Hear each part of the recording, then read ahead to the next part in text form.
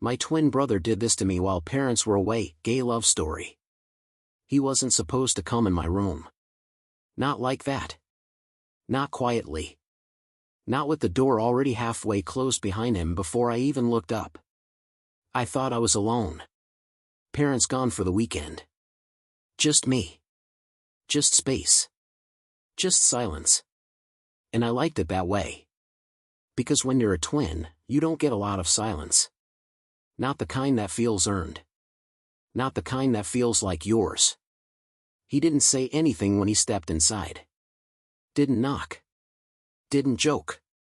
Didn't call me by that dumb nickname he's been using since we were 10. He just walked in. And let the door click shut behind him. Soft. Final.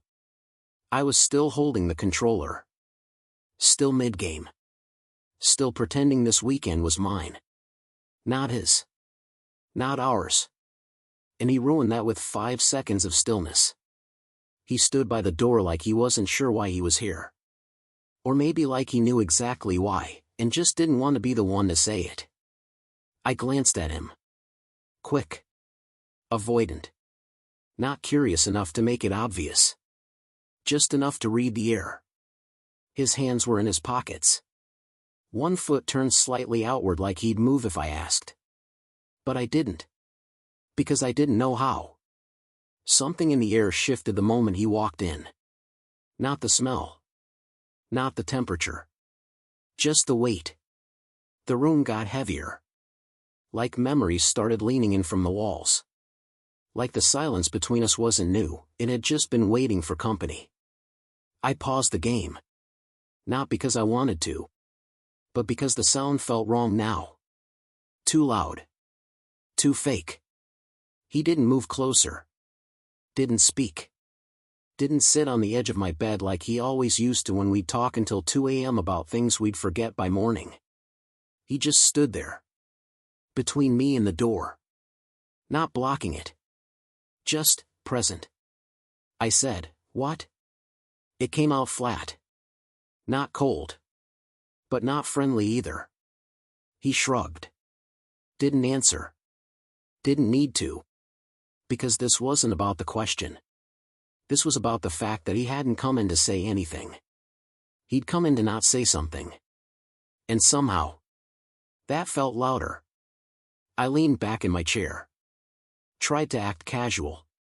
Tried to stretch my legs like this moment didn't feel like a glass wall we were both afraid to touch. But he wasn't moving. And I wasn't asking. We hadn't fought. Not recently. Not loudly. Just drifted. Same house. Same blood. Same face. But lately, it felt like we weren't syncing anymore. Like every breath had become its own separate decision. And now he was here. Not speaking. Not joking. Not teasing me about the way I always overthink when I'm quiet. He just stood there. And I sat there. And the space between us started to hum with something neither of us had words for yet. He still hadn't moved. And I was starting to feel every second of it. Like time didn't know what to do with us. Like the room had stopped being just a room. I shifted in my chair.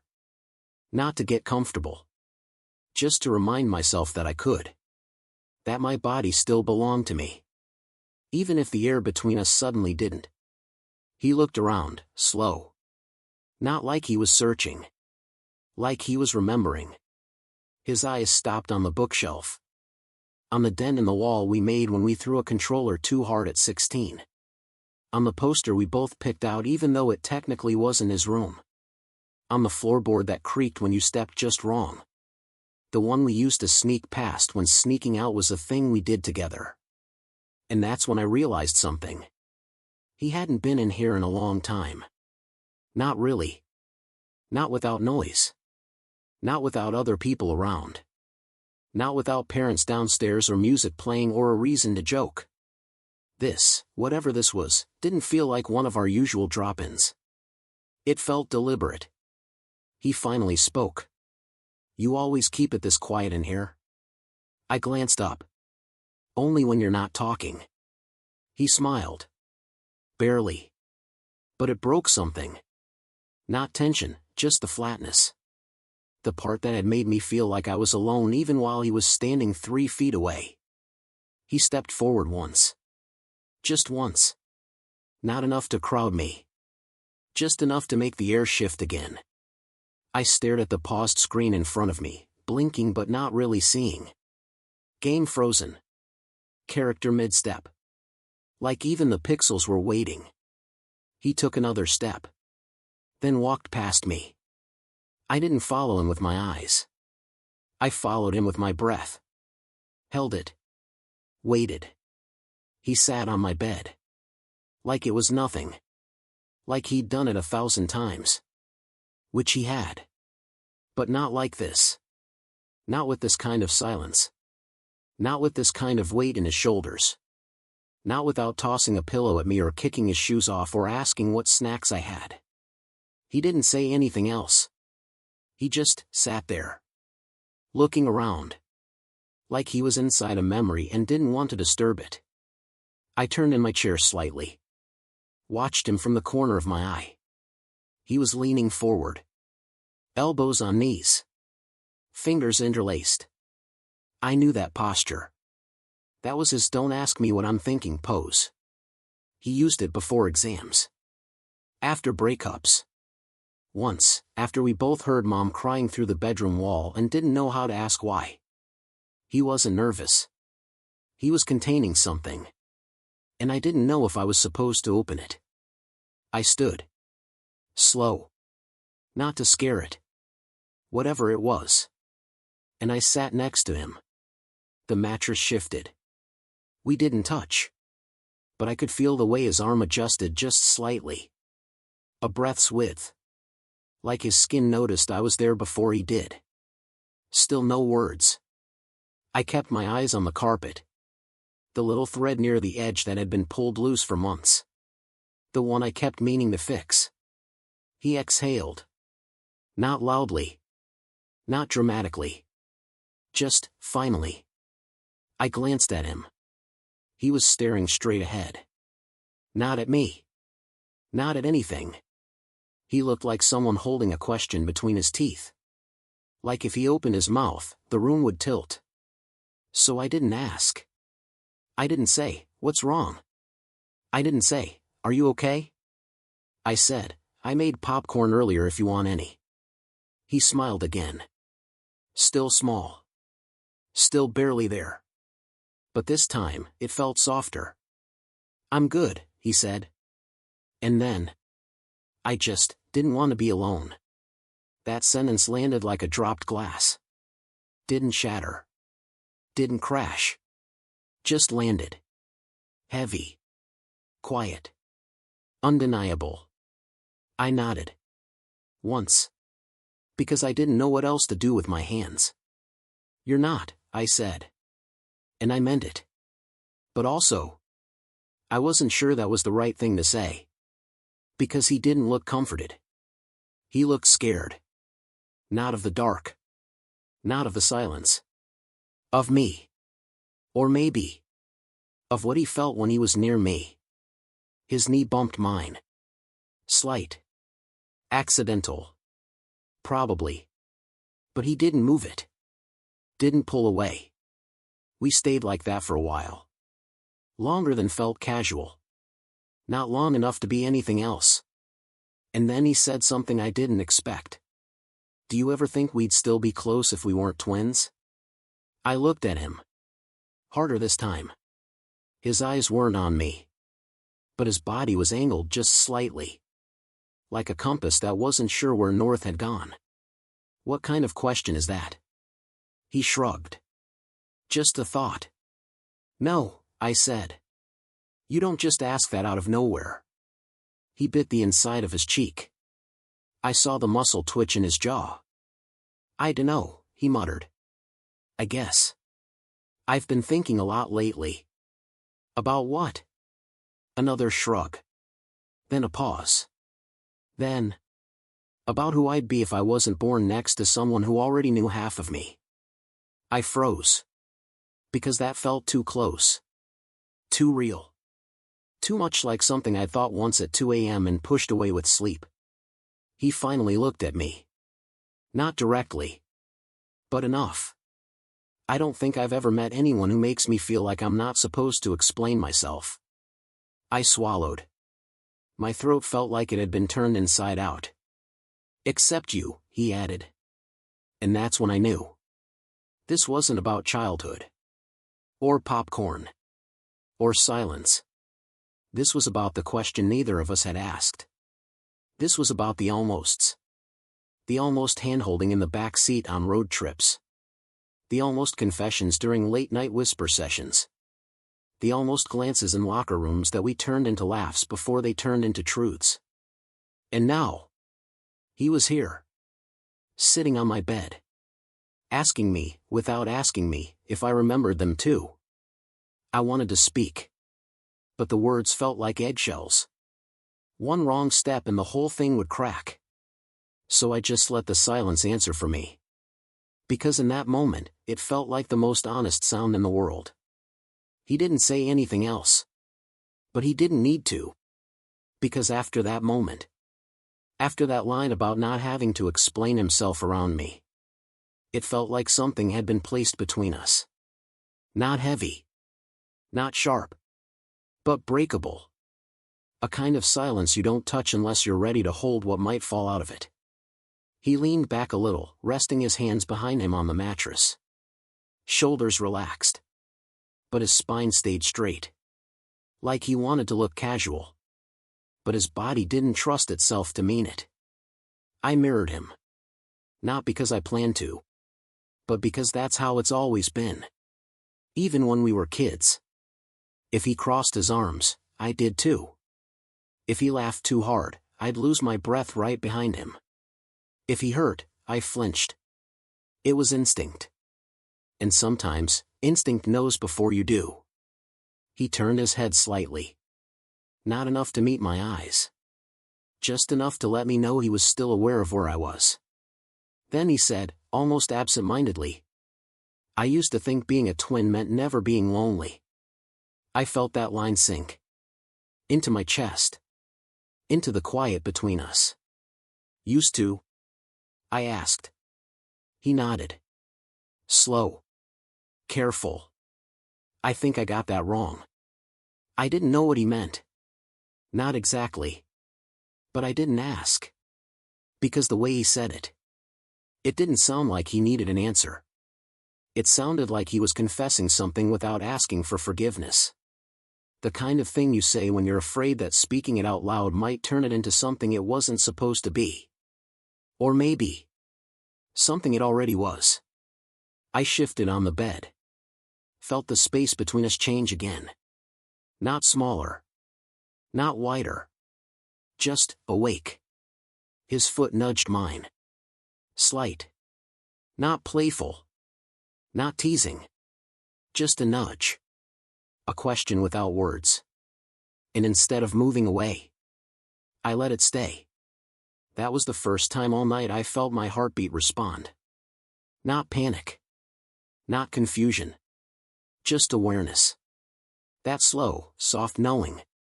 That something unspoken had finally been seen. We didn't say anything for a while after that. The ceiling fan clicked gently above us. My window creaked a little in the wind. The house, for once, wasn't full of footsteps or voices or schedules. Just us. Breathing. Noticing. And even though nothing had really happened, it felt like everything had already changed. I thought maybe he'd stand up. Stretch. Make some joke to kill the quiet. Say something about how weird it was to be this still in the same room. But he didn't. He stayed. Beside me. Like the silence didn't bother him anymore. Or maybe it did. But not enough to leave. I leaned forward slightly. Let my elbows rest on my thighs. Let my head drop just enough to see the floor and not his face. Because sometimes when you're too close to someone, looking at them feels like asking for something. And I didn't know what I was asking for. Or if I had any right to.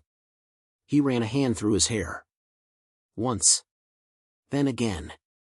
faster than usual. Like he was working through something without giving it words. I remembered the way he used to do that when we were younger. When he lied to Mom about breaking the lamp. When he covered for me at school. When he told me he wasn't upset about missing that trip. Even though I knew he was. That same movement. Same speed. Same signal. I'm not saying everything. I didn't call him out. Didn't press. Because some things we never said out loud.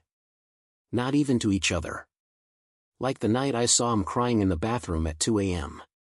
And just walked away. Not because I didn't care. But because I didn't know if I could handle what it might mean to ask why. Or the time I almost told him. That he made me nervous in ways that didn't feel like brotherhood. But I swallowed it. Because I couldn't find a sentence that didn't sound like a mistake. There were dozens of those moments. Maybe hundreds. Little silences we let stack on top of each other. Until the space between us stopped being easy. And now. He was here. In my room. In that silence. But this time. He wasn't leaving. His voice broke the quiet again. Low. Flat. Like he wasn't sure it should be spoken out loud. You ever think we might have confused something? I blinked. Didn't look up. Like what? He hesitated. But not long enough to stop. Like maybe we didn't know where the line was. Because no one ever told us there was one. That was the kind of sentence that didn't feel like a question. It felt like an echo. Of every moment that had come before it. Of every almost that we dressed in sarcasm and brushed off with sleep. I looked at him. Finally. And he met my eyes. Fully. And in that stare. I didn't see confusion. I saw knowing. Not full. Not clear. But old. Like it had been sitting in the back of his chest for years. Waiting for someone to open the window. I didn't say yeah. Didn't say me too. Didn't say I've thought about that. I just didn't look away. Because some truths don't need confirmation. They just need company. And I was still sitting next to him. Still there. Still breathing. Still listening. That was the answer I gave. And maybe. Just maybe. That was the one he needed most. We didn't move. Not for minutes. Maybe longer. It was hard to tell. Time stops behaving normally when no one's trying to fill it. The silence didn't stretch. It settled. Like fog over a lake. Like it belonged here. He didn't shift away. Didn't check his phone. Didn't laugh to break the tension. He stayed. And so did the question. The one he never asked out loud. The one I hadn't answered. Not with words. But maybe with stillness. Maybe with the way I didn't blink when he looked at me. Maybe with the way I hadn't pulled my knee away when it brushed his. Maybe with the way I let silence do what speaking never could. Let something grow between us. Without naming it too soon. He spoke again. Quieter this time. Like the words weren't for me. Just for the room to witness. I used to think, if I ever told someone everything I was thinking, they'd look at me different. His hands were on his lap now.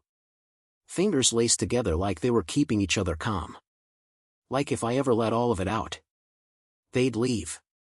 I didn't respond. Not because I didn't know what to say.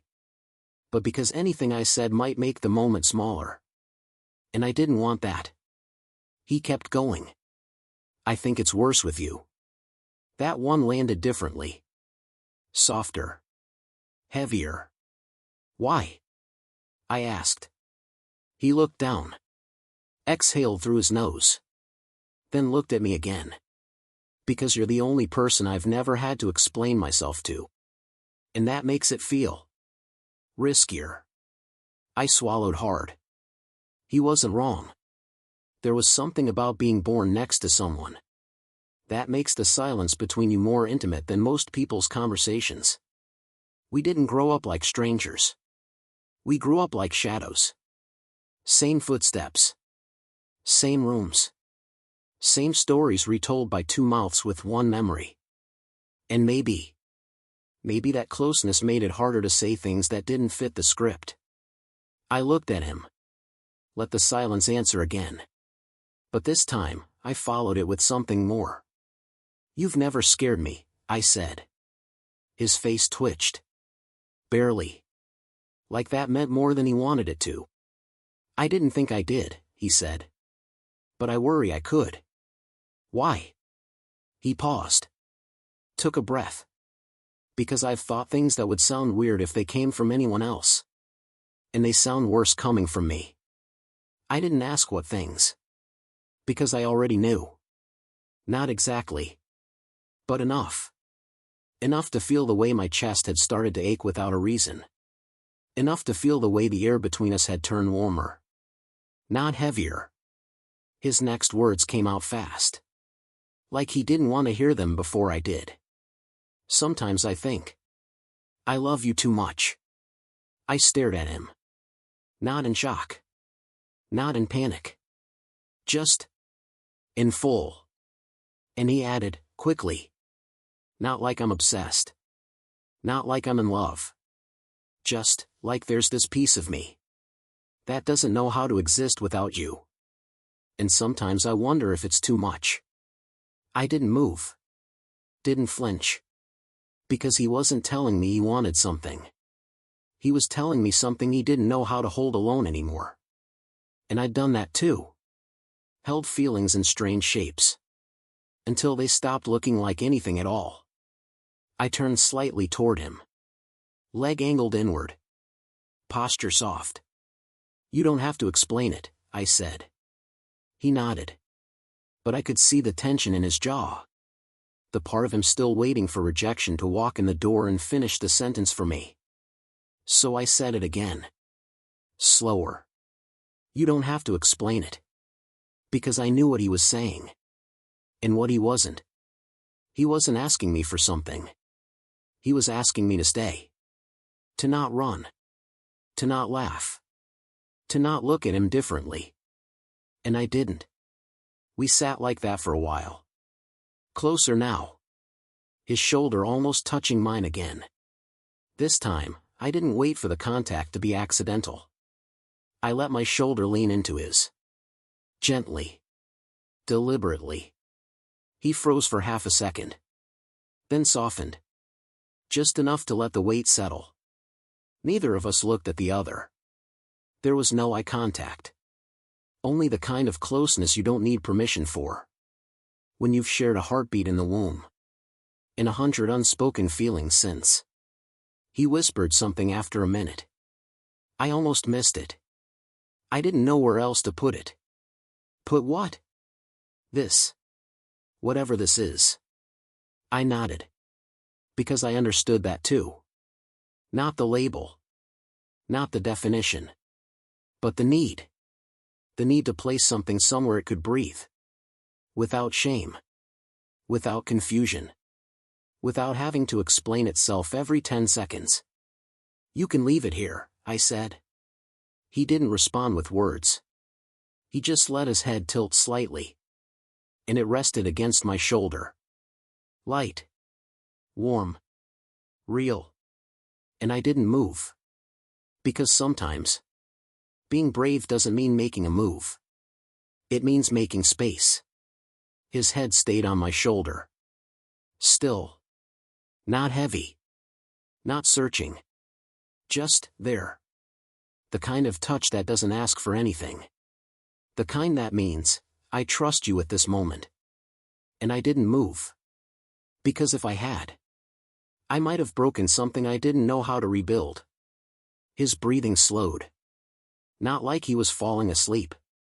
But like he was settling. Like he'd been holding tension in his chest for days. Maybe years. And it finally had somewhere to go. I looked down at our knees, side by side. Same jeans. Same slight fray at the cuff. Same posture. But for the first time, it didn't feel like mirroring. It felt like meeting. And I realized something that made my throat tighten. I didn't know how long I'd been waiting for this moment. But I knew it wasn't new. This feeling. This weight.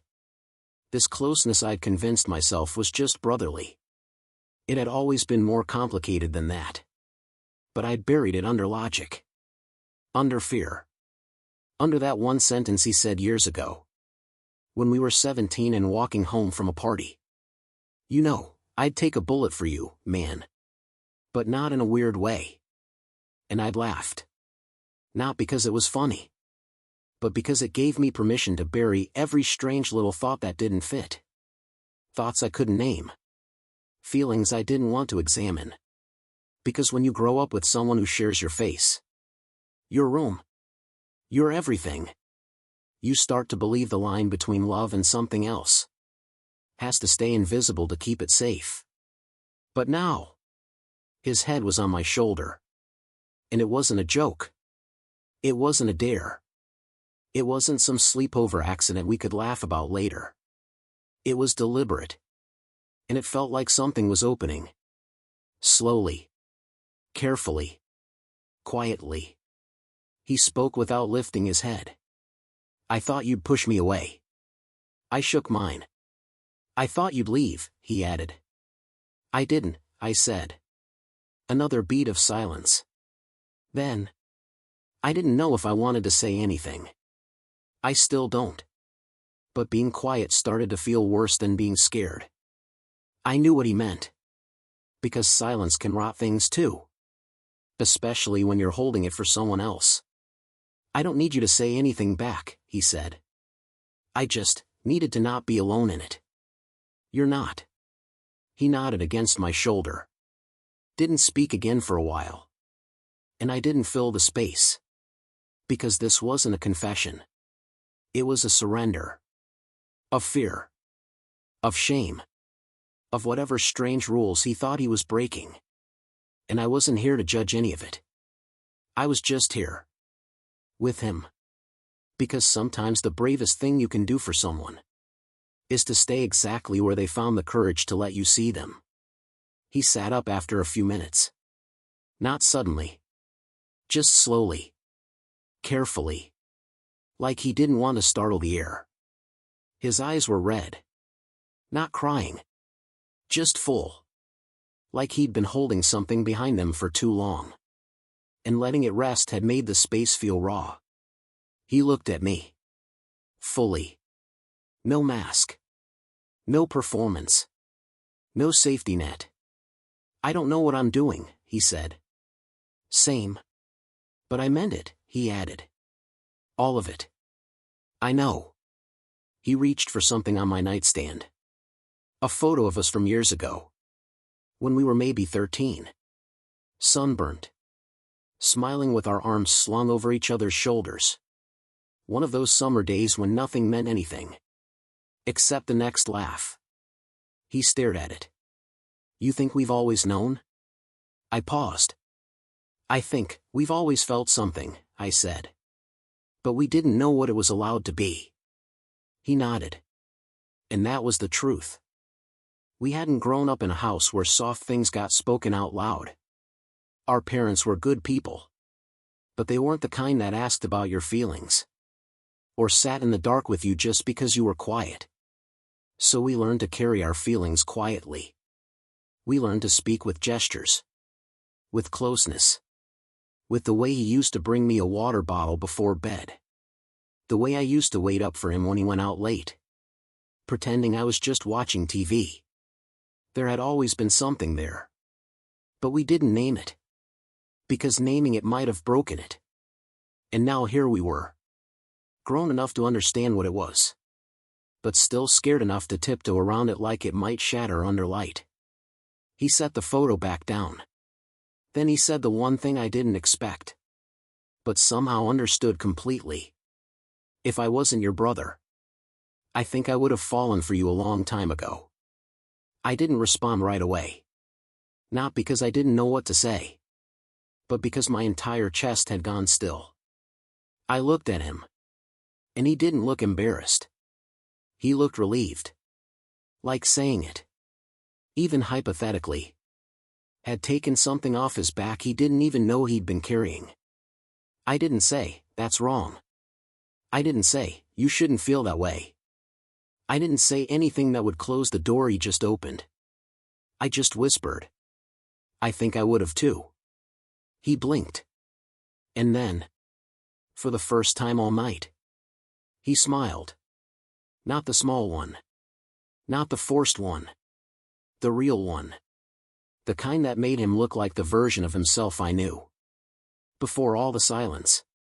And confusion. And guilt. And he said, "Okay." Like that was enough. Like that was all he needed to hear. And for now, it was. We didn't say more after that. Not right away. He leaned back again. Hands behind him on the bed. Head tilted toward the ceiling. Like the weight had finally lifted just enough for him to breathe fully. I sat beside him. Still. Soft. Trying not to overthink the silence. Because this time, it didn't feel like avoidance. It felt like rest.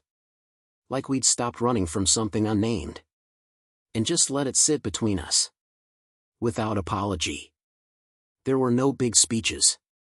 No dramatic music. No promises. Just two boys. In the same room they'd grown up in. Finally brave enough to stop pretending they didn't notice what had always been there. He turned to me slowly. Not like he had something to say. But like he wanted to memorize this. My face. My quiet. The space between us that used to scare him. And now just existed. "I'm glad you didn't walk away," he said. "I wouldn't have," I told him. "I know. But it still scared me." I nodded. Because I'd been scared too. Not of him. But of losing whatever this was. This complicated, blurry, beautiful thing. That wasn't quite romantic. But had never been just brotherhood either. He leaned forward again. Hands folded. Voice lower now. "I don't want to ruin anything. I'm not asking you for something you can't give. You didn't ruin anything. But it's weird, right?" he added. "Wanting to be close to someone. And not knowing if you're allowed to want that kind of closeness." I thought about it. About how many nights I'd stared at the ceiling. Feeling that exact same confusion. "It's not weird," I said. "It's honest." He smiled again. That soft, broken-in kind. The kind that felt like relief. We sat like that until the light outside the window dimmed. And the shadows on the wall began to stretch. Still beside each other. No labels. No conclusions. Just quiet. And presence. And something between us that neither of us tried to force into shape. Because sometimes, you don't need to call something love. To know that it matters. Eventually, he stood. Stretched. Ran both hands through his hair like he was trying to smooth away the weight of everything he'd just said. I stayed sitting. Not because I didn't want to move. But because part of me didn't want this moment to end. He looked around the room again, slower this time. Like it wasn't just mine anymore. Like it had held something we both needed. Then he turned to me and said, "Thanks for letting me just be here." I nodded. "You always can." He walked toward the door. Pausing with his hand on the knob. And for a second, I thought he'd leave without another word. But then, he turned. "You okay?" he asked. I smiled. Soft. Real. "Yeah," I said. "For once, yeah." He nodded once. Quiet understanding between us. Then opened the door and stepped out. But he didn't close it all the way. He left it slightly ajar. A crack of hallway light spilling back in. Like he was saying, "I'll be back. This isn't over. We're still us." And I sat there. Alone but not lonely. Carrying something unspoken. That didn't need to be rushed into shape. Because some truths don't need closure, just room to breathe. And that night, we didn't fix it. We didn't define it. But we held it. And maybe that was enough.